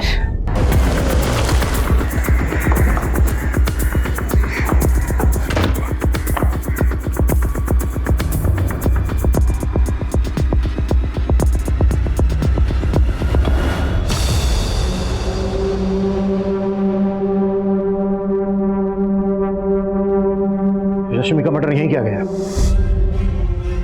लाश को काटकर ट्रॉली बैग में भरा गया। पूरा घर चेक करो, कुछ भी छूटना नहीं चाहिए। मर्डर के बाद ब्लड साफ करने की कोशिश की गई है, फिर भी ब्लड के निशान छूट गए।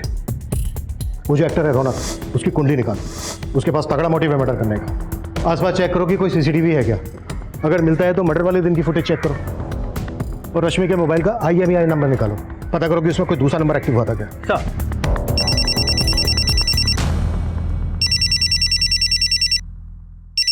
हेलो,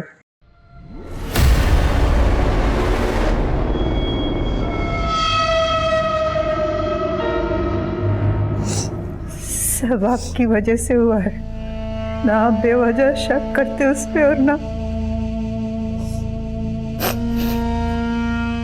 3 साल से हमारी बच्ची इसी शहर में रह रही थी, लेकिन एक बार हमसे मिलने तक नहीं आई।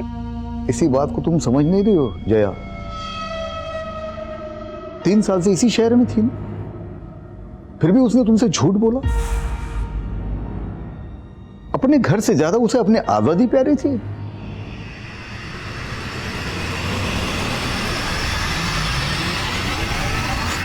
राजू बेटा, तुम अपना और अपनी बहन पिंकी का ख्याल रखना।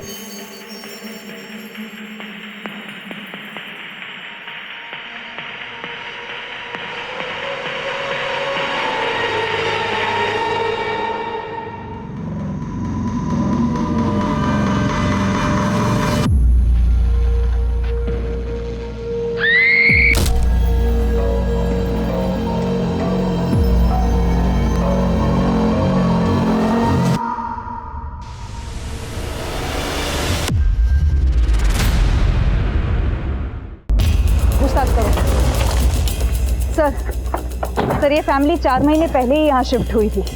हरीश एक प्राइवेट कंपनी में जॉब करता था, लेकिन कोविड के कारण वो कंपनी बंद हो गई। आइए सर, ये देखिए सर, ये हरीश। सर, एक बॉडी बेडरूम में भी है।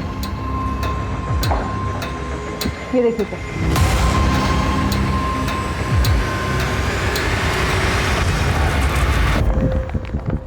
हरीश की पत्नी सुषमा के CDR में 1 नंबर सस्पिशियस मिला है। पिछले 2 दिन में इस पर कई बार लगातार बात हुई है। हेलो, नंबर आगरा का है, किसी ललिता श्रीवास्तव का। अभी स्विच ऑफ है।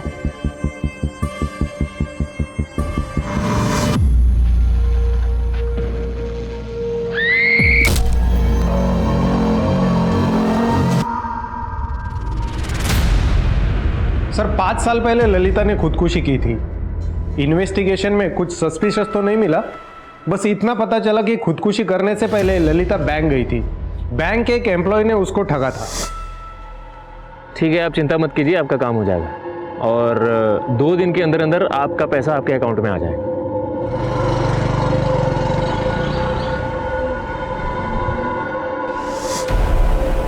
कौन था वो? ये केशव नाम है इसका। इसने ललिता को वादा किया था उनके जमीन पर वो लोन दिलवाएगा, लेकिन जमीन को धोखे से बेच दिया। अभी तक हमारे हाथ नहीं लगा है। ठीक है, तुम हमें इसकी सारी डिटेल्स दो। सर, कौन हो सकता है वो जो 5 साल पहले मिली ललिता के मोबाइल नंबर से हमारी दूसरी विक्टिम सुषमा से बात कर रहा था? हाँ प्रतिभा। सर, रश्मि के मोबाइल के IMEI नंबर से एक नए नंबर का पता चला है। उसका CDR निकाला तो पता चला वो किसी मनीष अग्रवाल नाम के आदमी से टच में थी। मैं आगरा से निकल रहा हूँ, थाने बुलाओ उसको।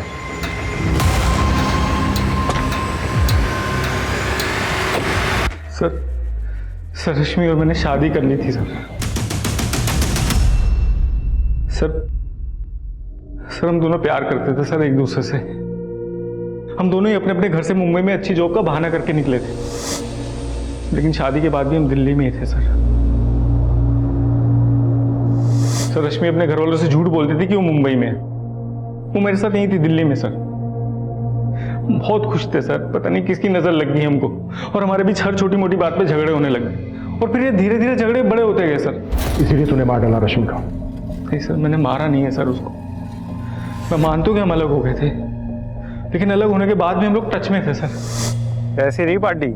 ऑसम। और तुम्हें तो पता ही है ना, पीने के बाद निहारिका की ऑस्कर वाली स्पीच। यार तुम्हें होना चाहिए था यहाँ पर। अरे यार मुझे आना था, मैं थोड़ा बिजी हो गया काम में। तुम काम करो, मैं जा रही हूँ अभी सोने। ठीक है, कल बात करती हूँ। मैं तो रोज उसको इसी उम्मीद पे फोन करता था कि एक दिन तो हमारे बीच में सब कुछ ठीक हो जाएगा। और जब सब कुछ ठीक नहीं हुआ तो तूने रश्मि को समझाने की कोशिश की, पर उसने तेरी बात समझी नहीं, इसलिए मार डाला रश्मि को तूने। मैंने मारा नहीं है सर उसको सर मैं प्यार करता था उससे, उसे अपनी जिंदगी में वापस लाना चाहता था। तो जितना अपने आप को शरीफ दिखाने की कोशिश कर रहा है ना, उतना है नहीं। कुत्ता साले को तब तक कुत्ता जब तक ये सच ना बोले। लेकिन हमने नहीं किया सर। रश्मि कई मुश्किलों से गुजर रही थी। अपने बॉयफ्रेंड से अलग होने के बाद वो अकेली हो गई थी, लेकिन उसने अपने पिता के पास जाना मुनासिब नहीं समझा। शायद इसकी वजह उसके पिता का सख्त रवैया और उनकी पिछड़ी सोच थी। पुलिस इस केस में काफी आगे निकल चुकी थी, लेकिन इस साजिश का मास्टरमाइंड उनसे 2 कदम आगे था और अपने अगले शिकार पर घात लगाए बैठा था।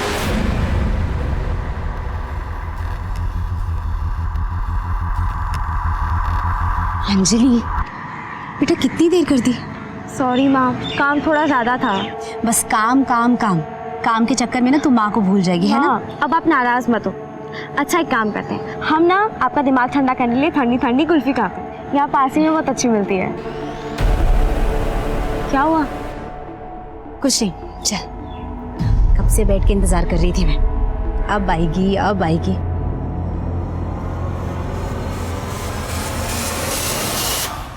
सर, पिछले हफ्ते गाजियाबाद में एक सीनियर सिटीजन का मर्डर हुआ।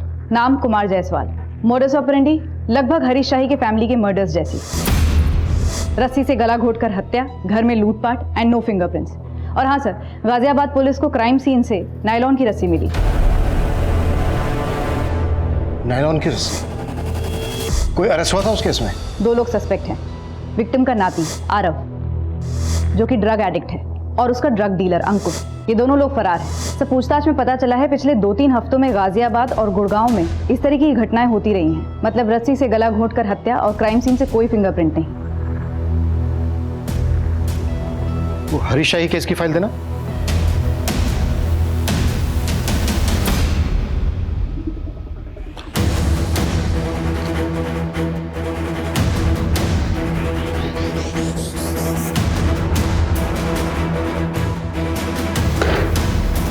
इसमें कोई डाउट नहीं है, गाजियाबाद में हुए मर्डर का हरीश की फैमिली में हुए मर्डर से कनेक्शन है। ऐसी चीजें खंगालो जो इन मर्डर्स में कॉमन है।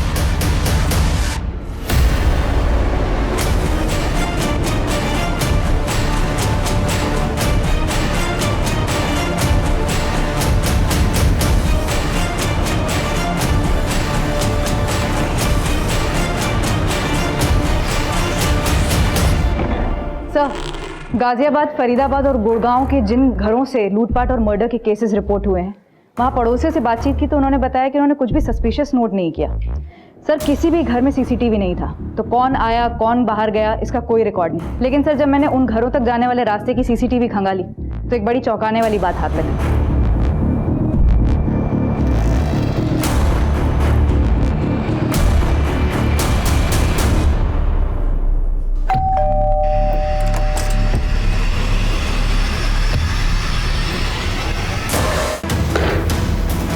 इसमें कोई डाउट नहीं है, गाजियाबाद में हुए मर्डर का हरीश की फैमिली में हुए मर्डर से कनेक्शन है। ये देखो, दोनों ही केसेस में ब्लड टेस्ट करवाए गए हैं, वो भी एक ऐसी कंपनी से जो ब्लड सैंपल घर पर लेने आता है। सर इसका मतलब ये गिरोह है जो टेस्ट करने के बहाने घर में घुसता है और क्राइम करता है। हाँ जी जी, वो आपने ब्लड टेस्ट करवाया था ना, तो उसी की रिपोर्ट आई है। रिपोर्ट कब तक आ जाएगी जी? मुझे तो बहुत डर लग रहा है, कहीं मुझे कोरोना ना हो गया हो। माफ करना, आप कोरोना पॉजिटिव है। पॉजिटिव? जी हाँ, बट आप चिंता मत कीजिए, ये हमारी टीम है जो आपके घर को सैनिटाइज कर देगी। आओ आ जाओ। अरे आप चिंता मत कीजिए, पूरा घर सैनिटाइज हो जाएगा, डिसइंफेक्ट हो जाएगा। आप टेंशन मत लीजिए। एक मिनट पुत्र, एक मिनट, पहले मैंने बहू की रिपोर्ट तो देखने दे। अबे पापा जी, आप रिपोर्ट देख के क्या करेंगे? वो क्या है ना कि सारी मेडिकल लैंग्वेज है, तो आपको समझ में नहीं आएगी। मैनू सब समझ में आता है, तेनू पता नहीं है पुत्र, मैं अपने पिंड विच ना वैद था, वैद। बे बुड्ढे, फोन किसको लगा रहा है तू? हाँ, ज्यादा होशियारी कर रहा है तू।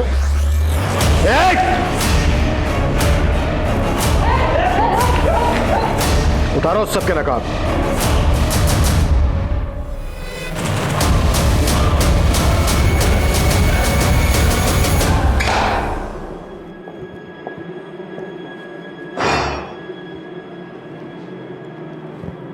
ललिता श्रीवास्तव तुम लोगों की पहली शिकार थी ना, जिसको लूटा तुम लोगों ने, जमीन हड़प ली उसकी। वो थी इतनी बेवकूफ कि उसको उल्लू बनाना बहुत आसान था सर। जब मैंने उसकी जमीन बेची तो आई थी मेरे पास रोती हुई। हाँ बोलिए, क्यों बुलाया मुझे यहाँ? प्लीज मेरे साथ ऐसा मत करो, वो जमीन मेरे लिए बहुत जरूरी है। देखिए, पेपर तो आप ही ने दिए थे ना मुझे। मैंने तो लोन के लिए दिया था। मैं कुछ नहीं कर सकता। अरे देखो, मैं मर जाऊंगी। आपको जो करना है आप कीजिए, मैं कुछ नहीं कर सकता।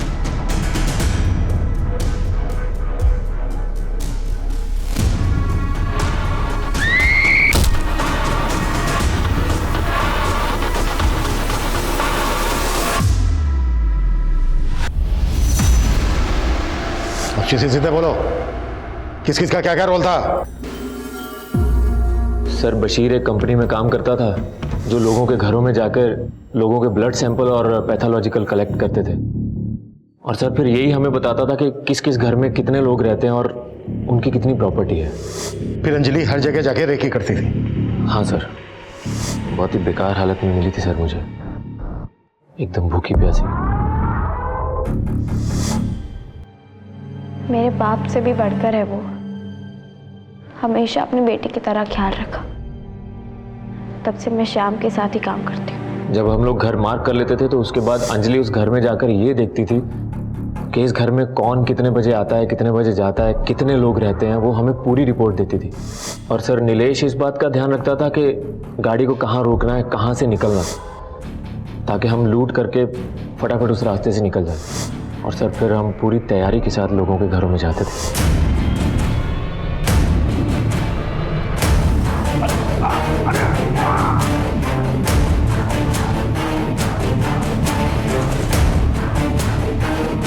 रश्मि को भी तुम ही लोगों ने मारा ना? जी, सब पता कर लिया है हमने। मेरे पास भी रश्मि के केस में एक लीड है। रश्मि ने अपने मर्डर से एक दिन पहले सेम कंपनी को अपने ब्लड टेस्ट के लिए सैंपल दिया था। और ये बोलो, रश्मि के साथ अलग क्यों? रश्मि का मर्डर हमारे प्लान में शामिल नहीं था। ये तो सब इसकी वजह से हुआ सर। हम लोग एक्चुअली 18 तारीख को उसका घर लूटने वाले थे, लेकिन ये सब भी पहुंच गया उसके घर में। जब वो अंजलि के साथ रेकी पर गया था तब दिखी थी पहली बार रश्मि। उसको देखते ही मेरा बत्ती जल गया साहब।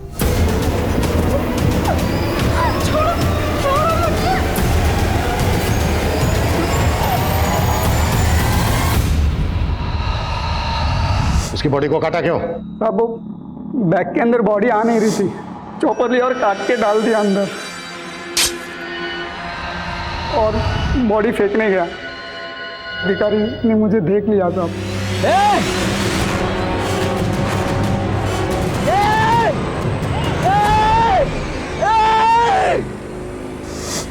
तो कितने लोगों को लूटा तुम लोगों ने? सर यही कोई 500-550 लोगों को ठगा होगा। इनकी चीखें 1 किलोमीटर दूर तक सुनाई देनी चाहिए पुलिस स्टेशन के। ये लो कुत्ता सालों को।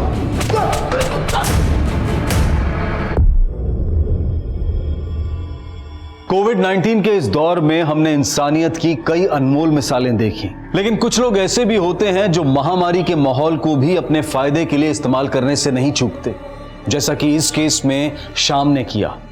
लालच से भरा दिल और साजिश से भरा दिमाग सिर्फ गलत रास्ते पर ही चलाता है, लेकिन खुद को शातिर समझने वाले ये सो कॉल्ड मास्टरमाइंड ये भूल जाते हैं कि जुर्म के रास्ते की आखिरी मंजिल जेल की चारदीवारी होती है, क्योंकि क्राइम नेवर पेज। अब मैं अनूप सोनी आपसे विदा लेता हूं, फिर मुलाकात होगी क्राइम पेट्रोल सतर्क में एक और नए केस के साथ। तब तक अपना और अपने परिवार का ख्याल रखें, सतर्क रहें, सुरक्षित रहें और देखते रहें क्राइम पेट्रोल सतर्क। जय हिंद।